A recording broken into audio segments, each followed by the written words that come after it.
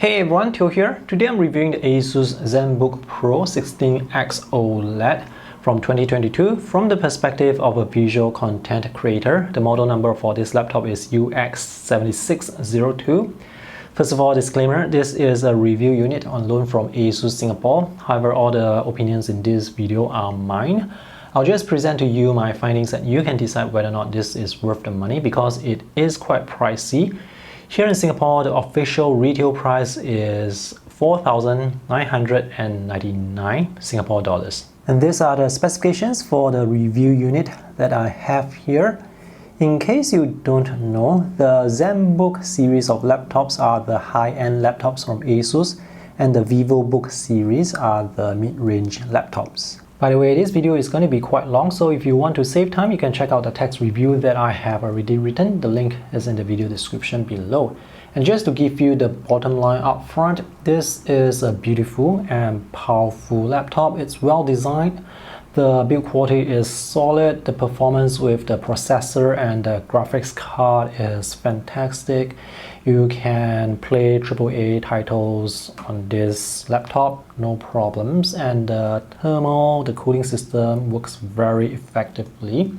The display is 16-inch with 4K plus resolution. Aspect ratio is 16:10, which is nice. Color support is 100% DCI-P3. Contrast ratio is 1 to 1 million. The keyboard is nice to type on, although the incline will take some time to get used to, and there is beautiful RGB lighting.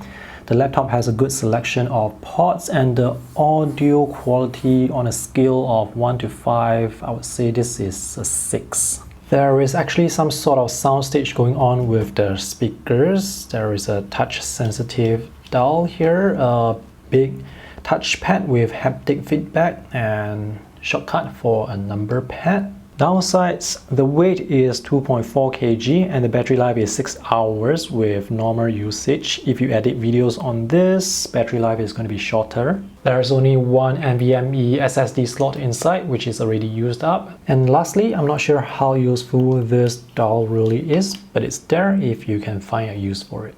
Alright, let me show you the things that are included in the box with this purchase. That's the power cable and a 200 watt power adapter.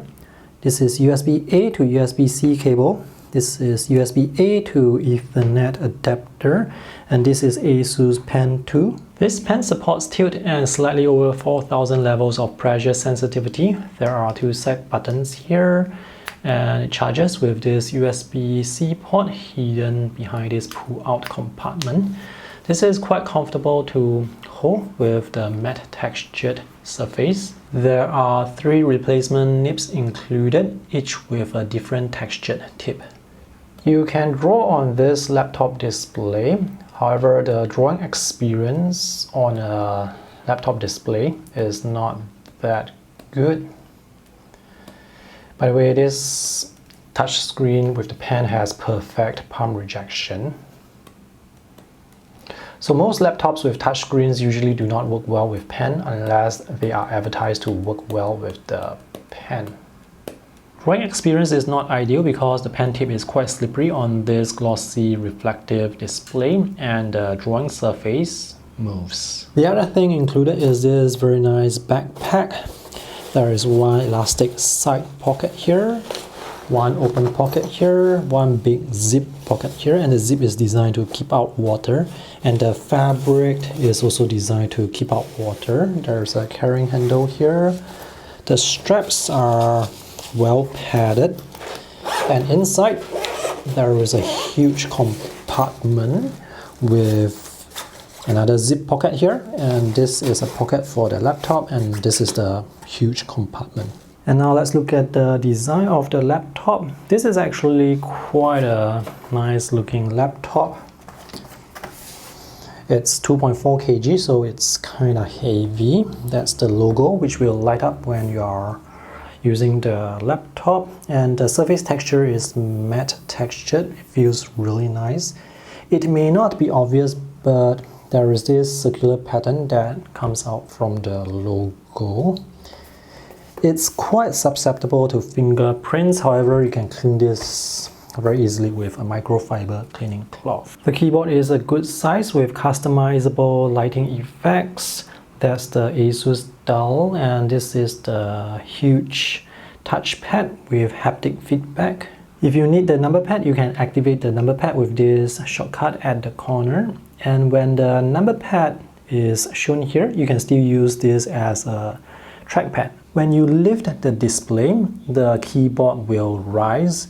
ASUS calls this feature the Active Aerodynamic System Ultra, and this will allow more air intake for the fans beneath, and the cooling system works really well. The hot air will exhaust from the back. With this design, even when the laptop is hot, the keyboard will still remain cool. The only areas where you can feel the heat would be the wrist areas here. The ports on the left are for the power. This is USB Type A, USB 3.2 Gen 2. These two are USB Type C with Thunderbolt 4, and USB-C charging is supported. On the other side, this is a SD Express 7 card reader, 3.5mm audio jack, HDMI 2.1. The build quality for this whole laptop is solid.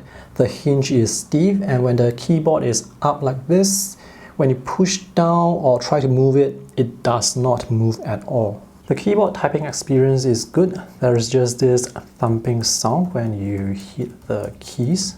It will take some time to get used to typing on this inclined keyboard because most keyboards on laptops are flat. The keyboard lighting effects are gorgeous, and you can choose between different lighting effects. This is the rainbow wave, and there are also lights on the sides pointing downwards.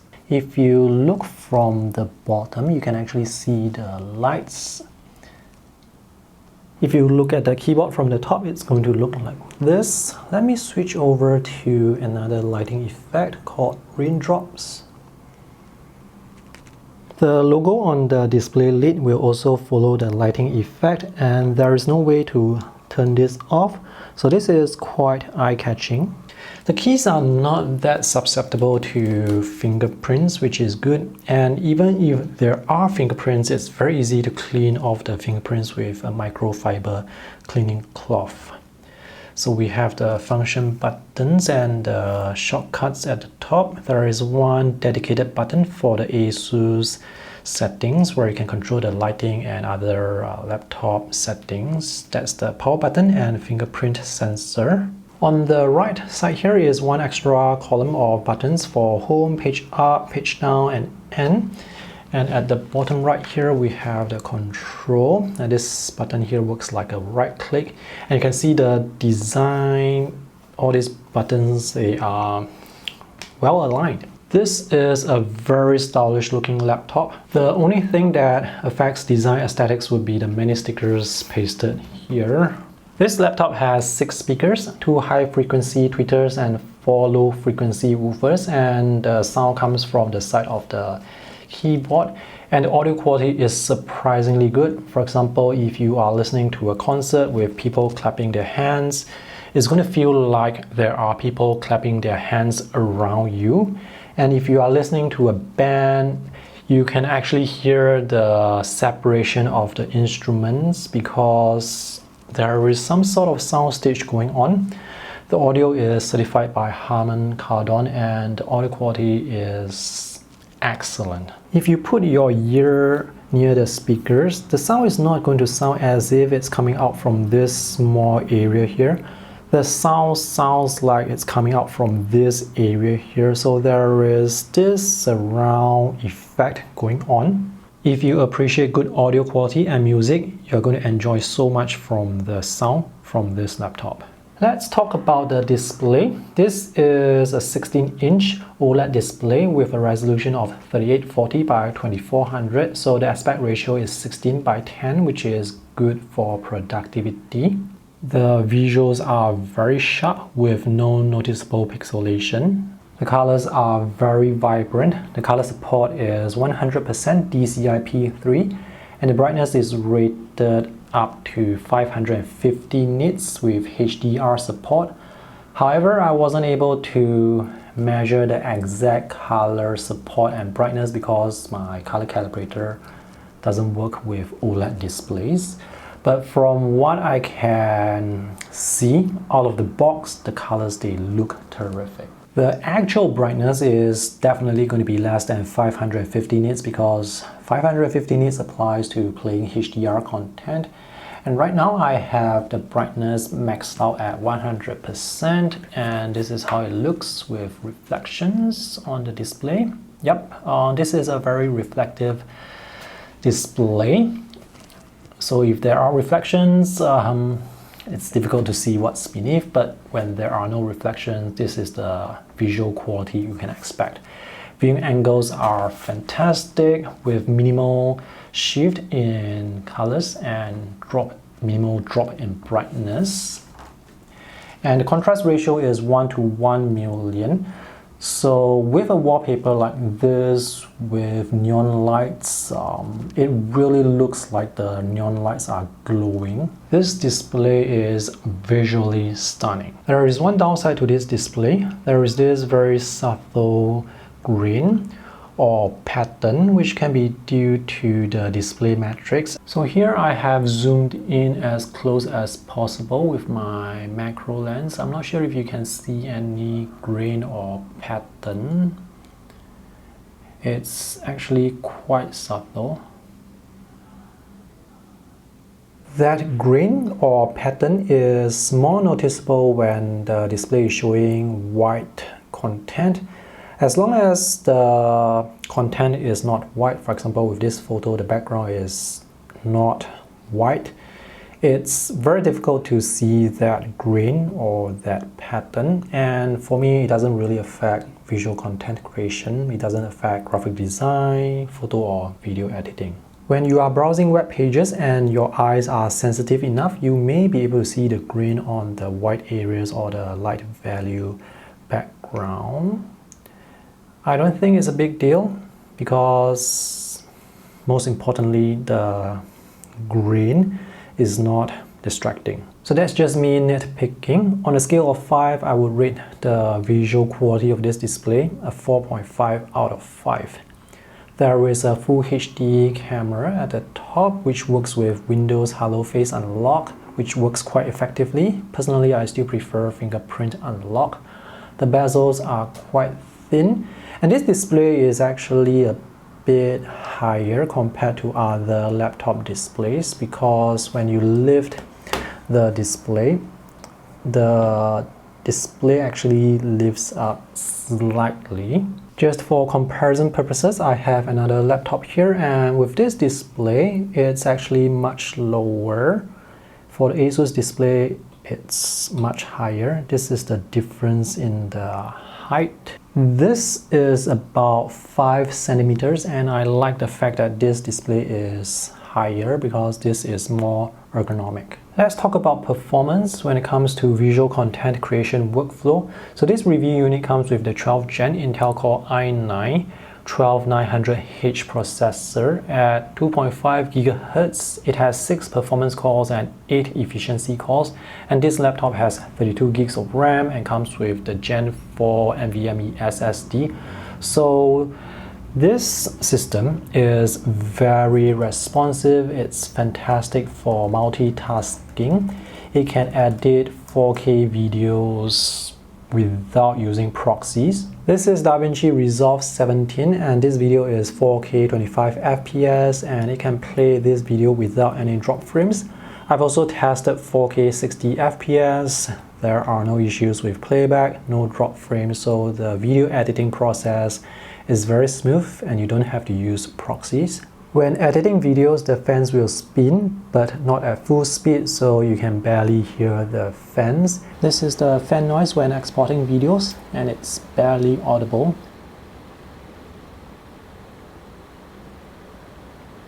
And the video export time is really good. The video export time is 40% of the video project, so for a 5-minute clip, it's going to take 2 minutes to export with H.265. If a system can edit 4K 60 FPS videos without proxies, without drop frames, that to me is a powerful system.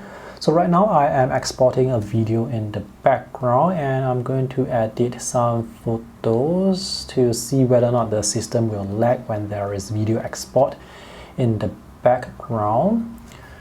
So this is Adobe Lightroom, and edits are still quite fast. Let's move to the next photo, next one, next one, next one. So this is still quite responsive even with a video exporting in the background. And of course, editing photos on this display, which is very sharp, is very satisfying. Let's zoom in. Wow, the sharpness, it's on point. These are the read and write speeds for the NVMe SSD, over 6300 megabytes per second read and 4600 megabytes per second write. And the actual storage capacity is 1.9 terabytes instead of 2 terabytes.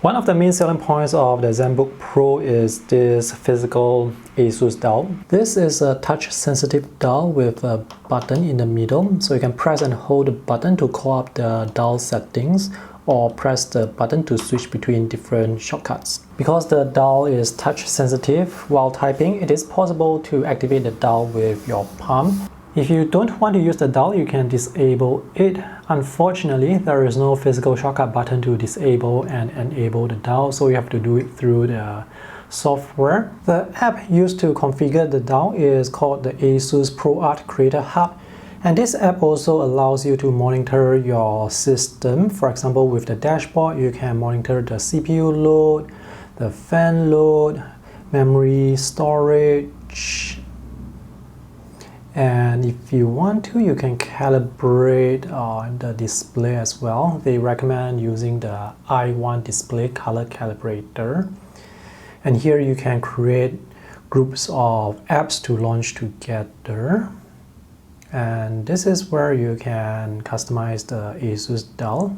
So this is where you can create different shortcuts for different apps that you use, and the shortcuts will update accordingly depending on the app that is active. So for example, I have already created shortcuts for DaVinci Resolve. You can create up to 8 shortcuts or 8 groups of shortcuts. To go into the group of shortcuts, you just have to press the button in the middle of the dial. So here I'm only using 3 shortcuts to navigate the timeline. To create shortcuts, you just have to add function, and you can choose from the pre-programmed functions or create your own shortcuts by entering your keyboard shortcuts. When you press the dial button, the virtual dial will appear here. There is no way for you to move the virtual dial around. There doesn't seem to be any way for you to customize the color of the dial as well.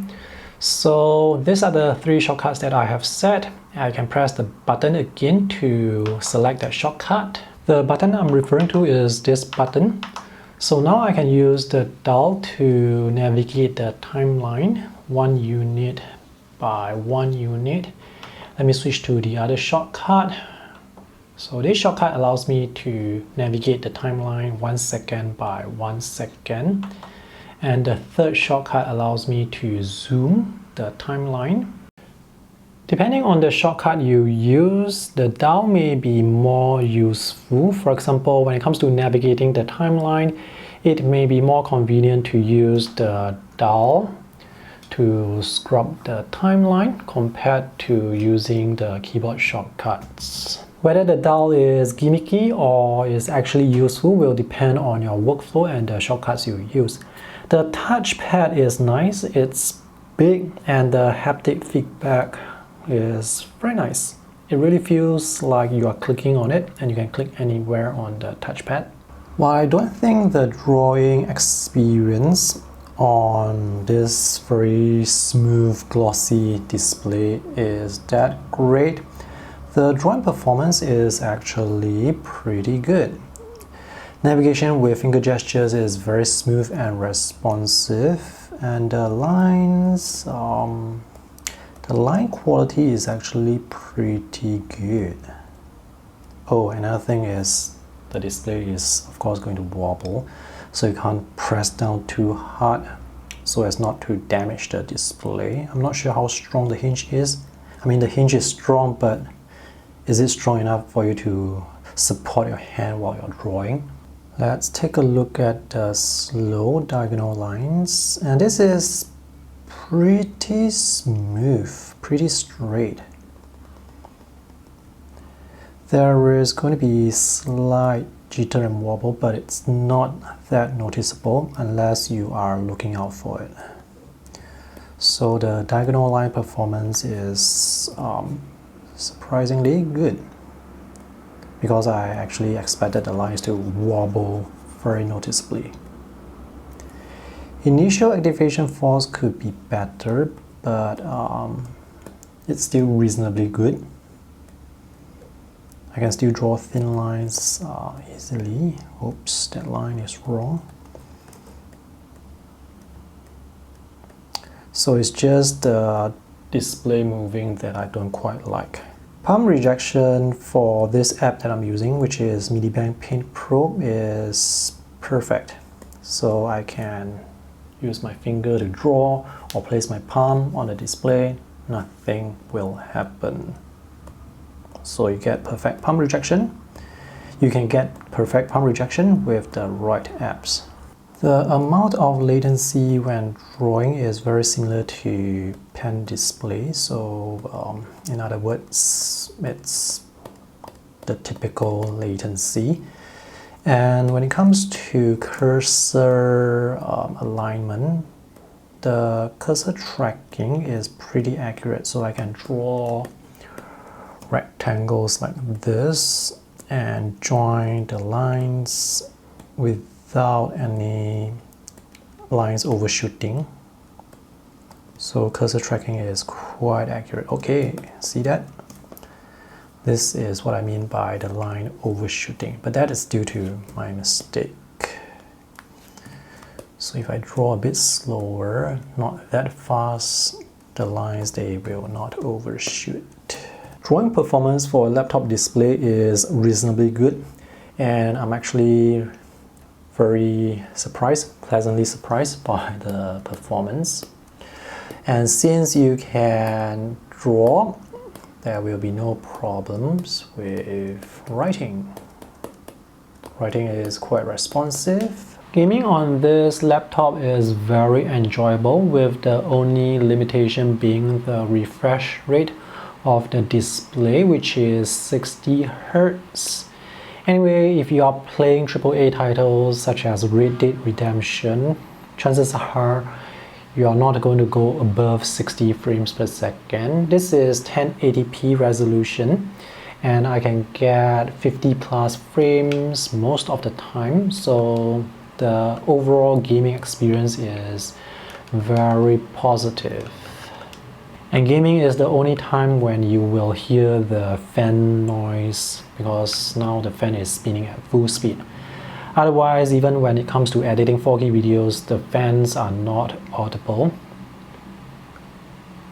And the visual quality of the OLED display is fantastic.